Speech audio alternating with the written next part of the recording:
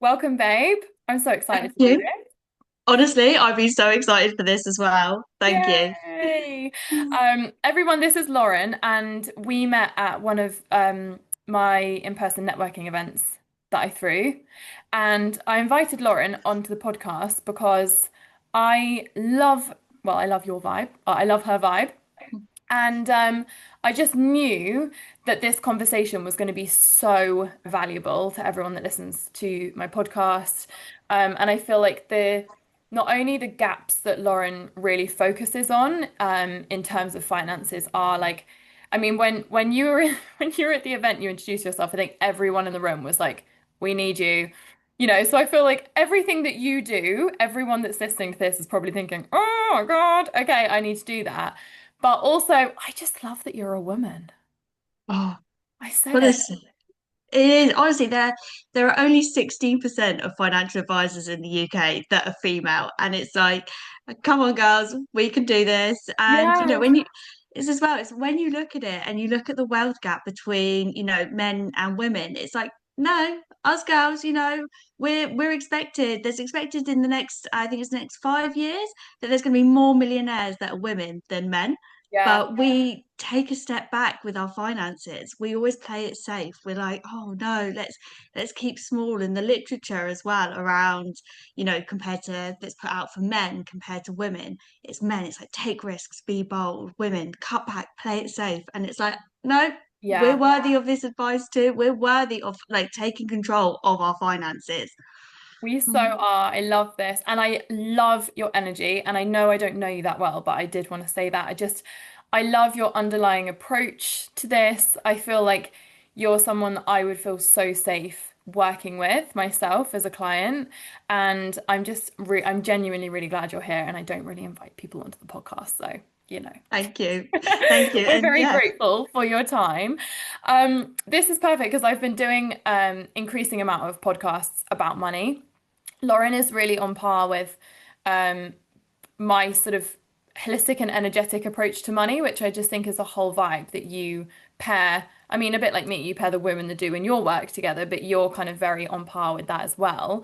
And we thought that the most exciting and valuable conversation that we could have for you guys today is something well, like both of our message, which is exactly the same, both of us, when it comes to money and speaking to you guys, which is start now. This is our point, is today, whenever you're listening to this, whenever you find this episode, but today is the day that you start, today is the day that you don't put it off. But what I'm really hoping that both of us can share from different angles is to find your invisible gaps, but take action in a new way. And from like an energetic point, this is the thing that I see the most when it comes to people kind of feeling like they understand the law of attraction, but not seeing, like being blind to how they still aren't acting accordingly with that.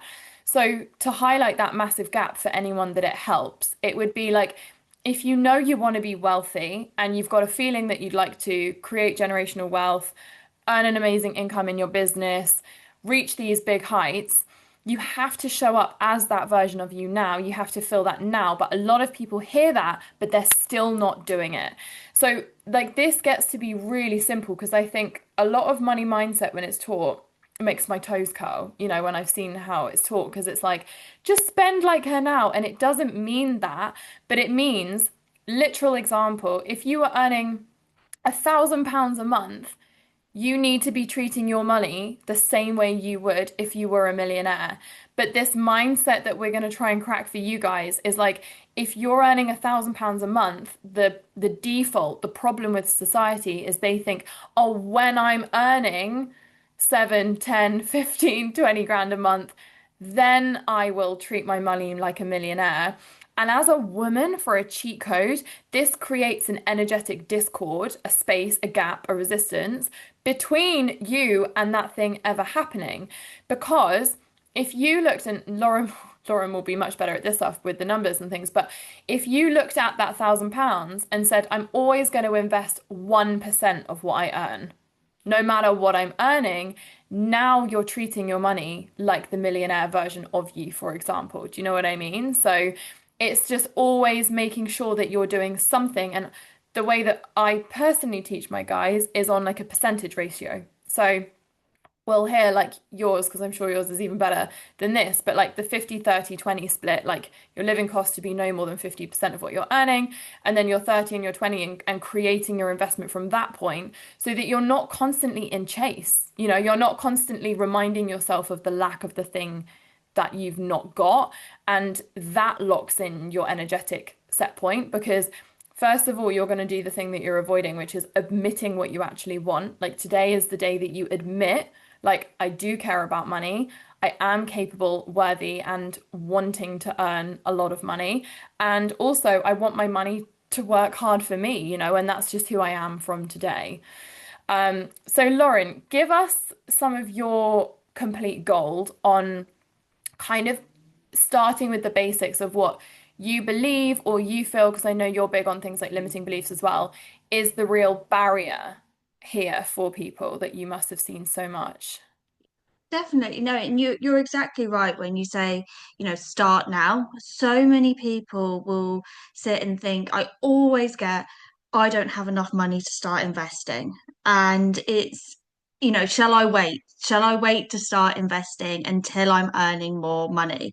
And it's not, you have to start, you're exactly right. Sitting there and respecting your finances, understanding you're treating this money with respect. You've worked hard for it. You've worked so hard for it, and you want that money to be working harder for you as you sleep. And I think it's one thing that I always recommend to people is sitting down and having a money date with yourself. So have a money date with yourself once a month, light the candle, set the intention of I'm going to get really on top of my finances. I am wealthy.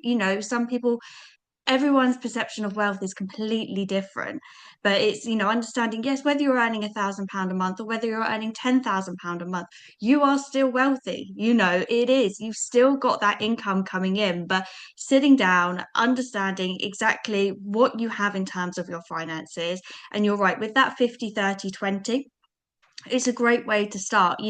There's a period in, especially more so in a woman's life, when she can save more, earn more, children, etc. There's always periods people might get a new mortgage, but it's understanding where you are today and where you want to get to. And by sitting down and having a money date, it's understanding exactly where are your finances going and doing this once a month.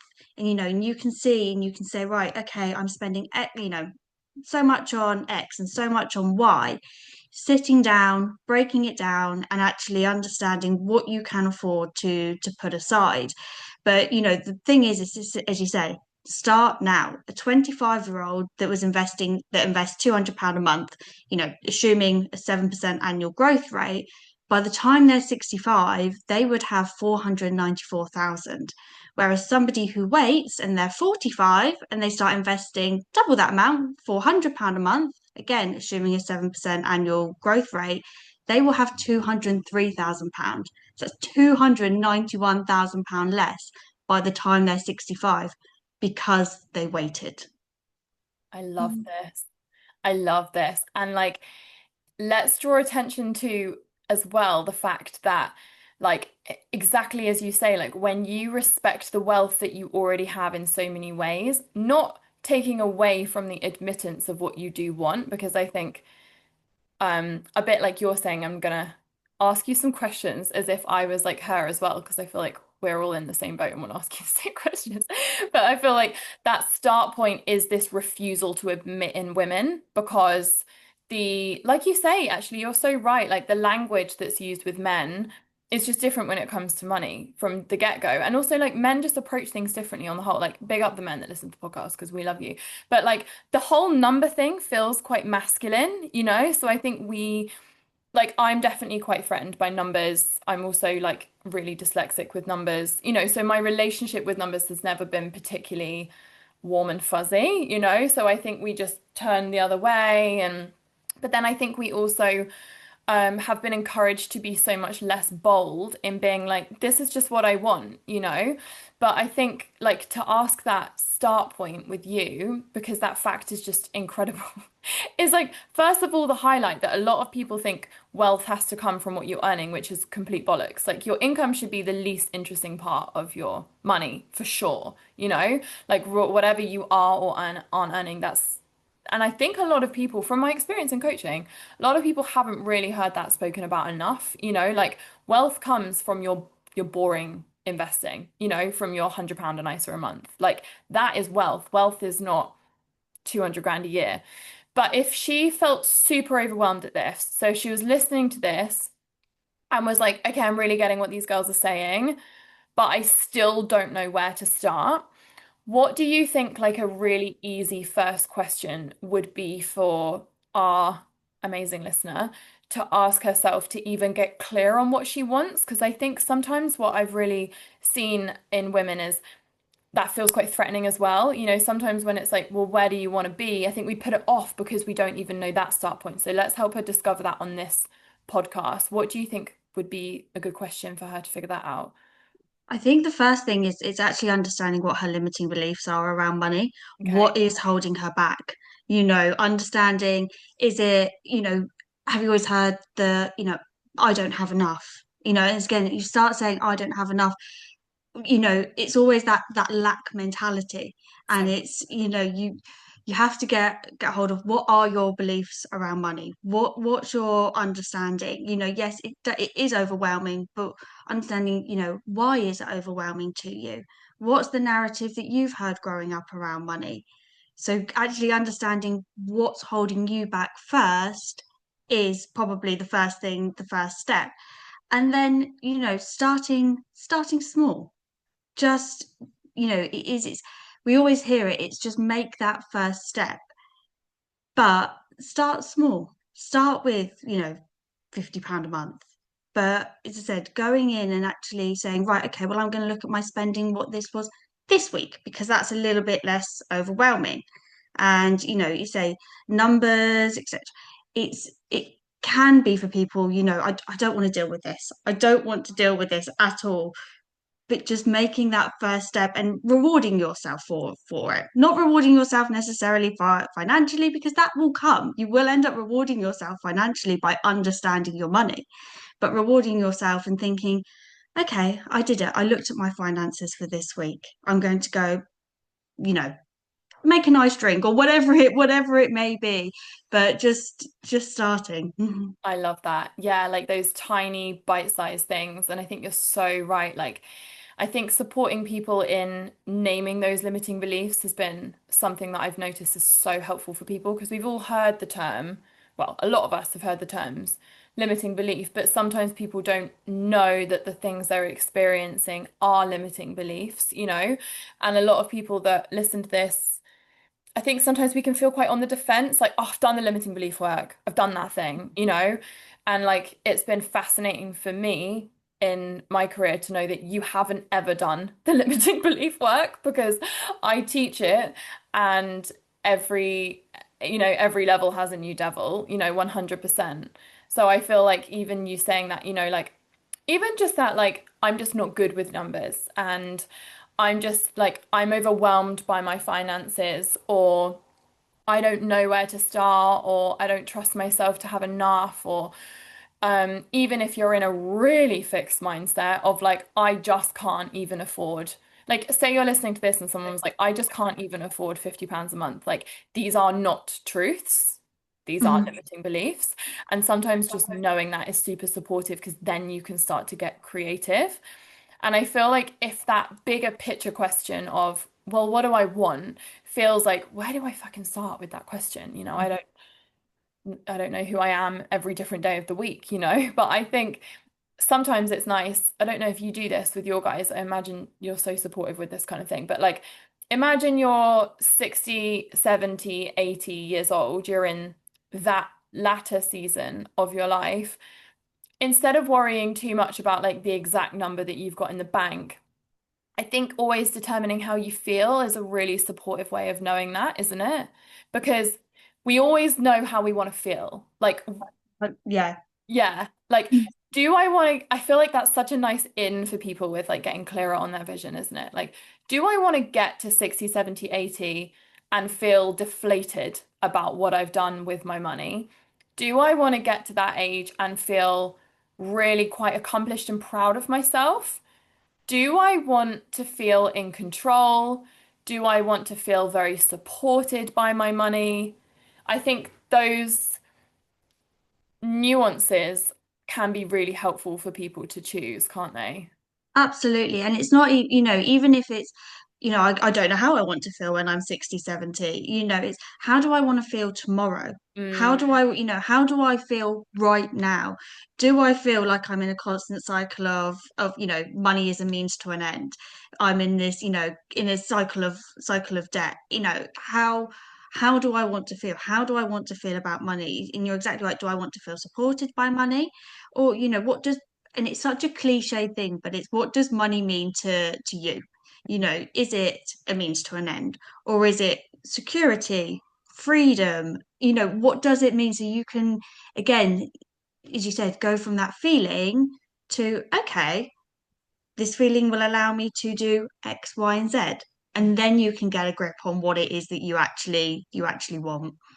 so if someone was listening to this and they were like, this is so alien to me, I'm completely out of control with my finances, I'm working hard, the business is doing well, but deep down I'm just in that like, tell us like from your side, how many people have you seen in that position? Because I think sometimes we have this, it's like dissolving this perception, isn't it, between like that there's two types of people, people that have like always been spreadsheet gurus. Like the father of my kids, right, is like a spreadsheet guru. And I remember always looking at him just in awe, like, how the fuck do you do that? And then almost the more I saw that he was like that and heard how in charge and how in control he was, whereas I was just like, blah, it almost made it worse for me because I was like, it made my story, my limiting belief, my bullshit bigger that like I wasn't that type of person and he was that type of person. So tell us from your experience who like, who and how and what you've seen of people going from that to like actually really changing who they are. Absolutely. And I think, you're right. People are very, very different. Some people are they absolutely love a spreadsheet, they love the numbers. Other people, no, they don't want to. But it's, if you recognize that you're the type of person that doesn't like numbers, doesn't like spreadsheets, get help with it.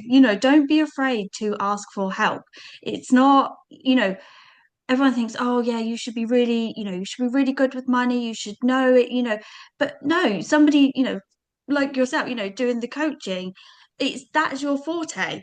Somebody else's forte might be, they might be an artist. I can't draw, I'm not a very good artist, but that's their forte. So if I wanted a picture painted, I would get help for that. I wouldn't do it myself. Yeah. Whereas, it's the same for other people, understanding what your strengths are and what your weaknesses are. And if your weaknesses are that you can't get to control with your finances, ask for help, whether that be from a friend or a relative that you trust, or whether it be from a professional, just asking for that help. We're so money, when it comes to money, it's still, it's people don't like to talk about money. People don't like to sit there and talk to somebody about what they earn, because it's a, oh, you can't do that, it's offensive. I don't want people to know what I earn, which is fine. It can be a very private thing, but if you've got somebody there that will be able to help you and to guide you through it and to help you get clear on the numbers, and again, what you actually want from your finances, then do it. Reach out and get somebody to help you. So whether it's a friend or a family member that you see as being good, or a professional. I love that. It's like bridging the gap, isn't it? That is between like you actually you don't if you're not Mrs. Spreadsheet, more power to you if you are, but if you're not Mrs. Spreadsheet, and then you've made this huge story and hullabaloo, like I certainly had, that like therefore that meant I was secretly totally out of control with my spending. I also found that that put more pressure on my earnings. So I Mhm. think because deep down I knew I was like literally all over the place. I knew that the only way I'd ever have money is to earn more money. So it put more pressure on me to like work harder, like a crazy thing, as opposed to this like, wow, my money can actually earn money for me. Like that concept felt so far away. But it's bridging the gap between being like, you get to decide to be whoever the fuck you want to be. You can be Mrs. I am totally in charge of my finances, but you don't therefore have to even necessarily develop a skill set that you just isn't ever going to be a thing, like spreadsheets.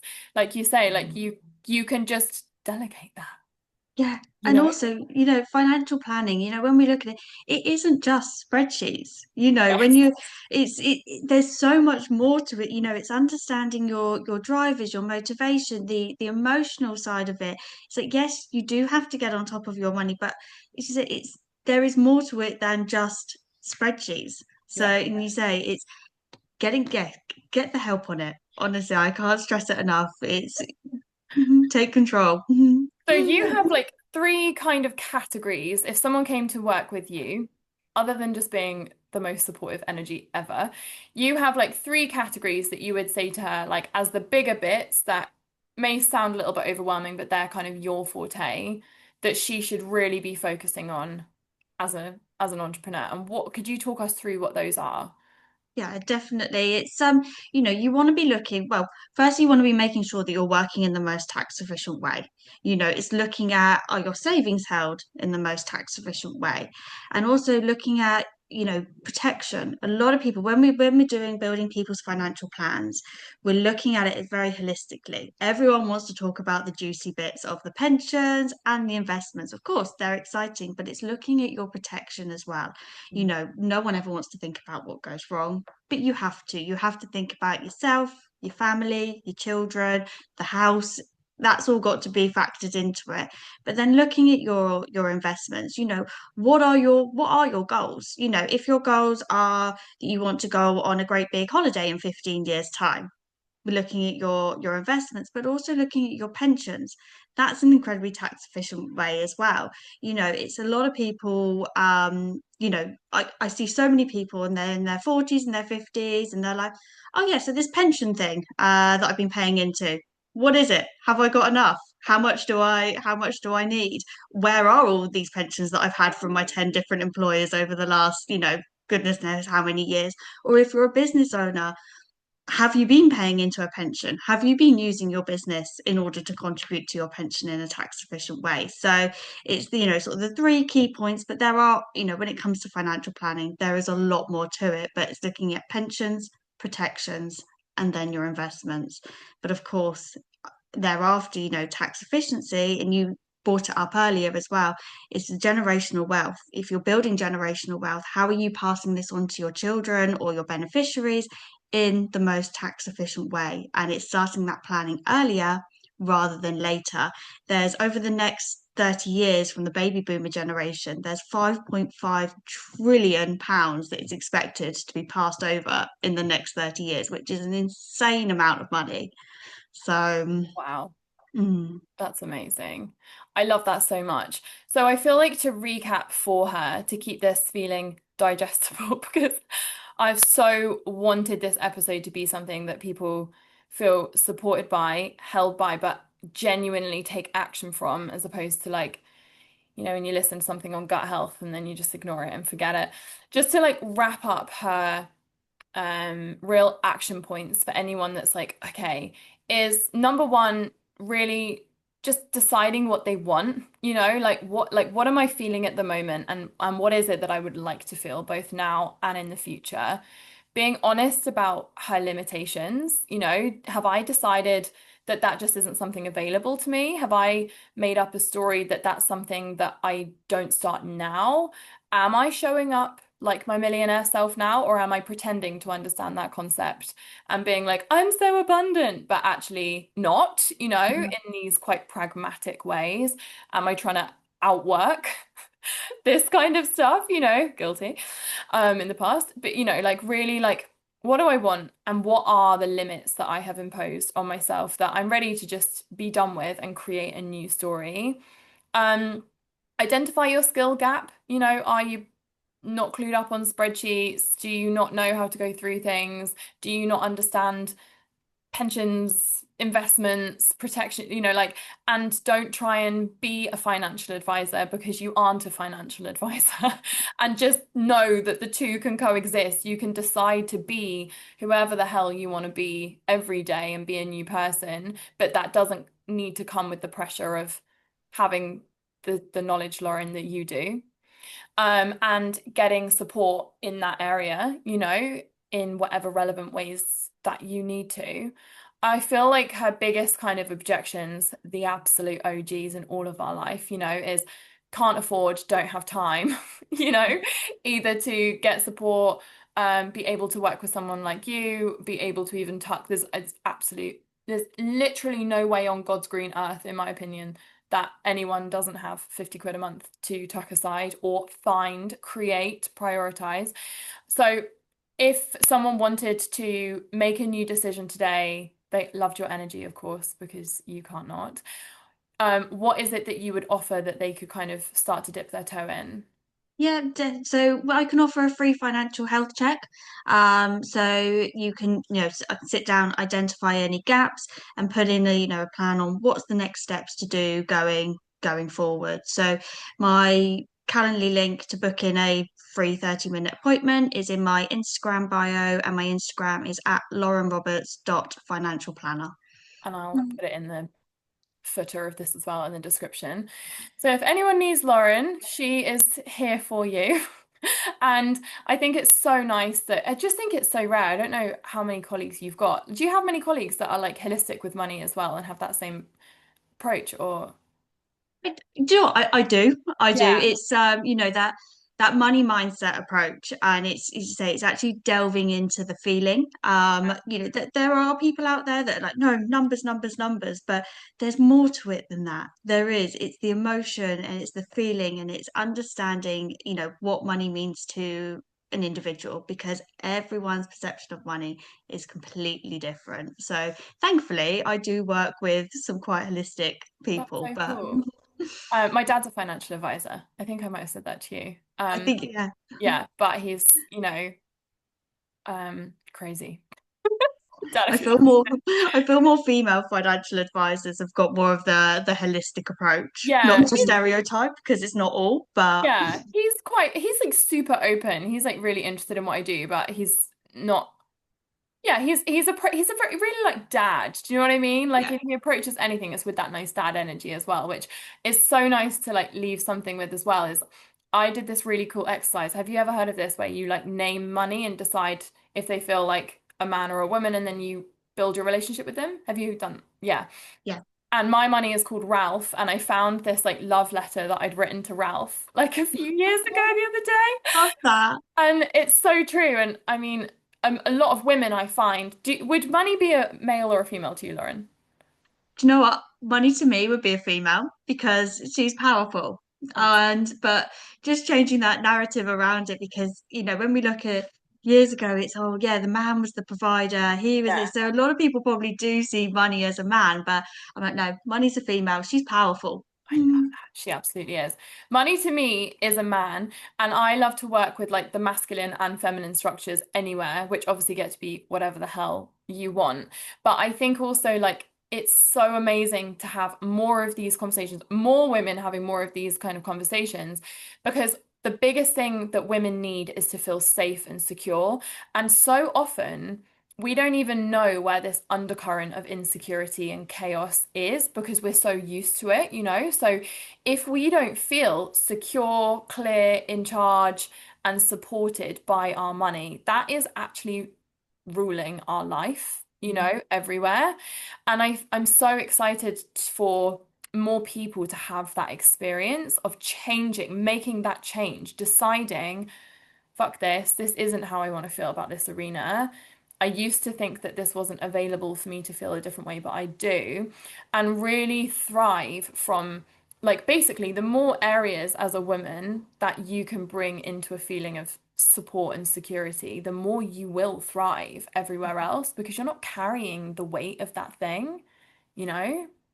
Exactly. And you say, and the more you start to do these steps and you release the weight of these things and you start to notice it's that compounding effect. We see compounding in money, but you see it in your life as well. It's that momentum and that drive. It starts to push you forward and you get rid of get rid of the limiting beliefs, start to work on them, and then it can propel you forward.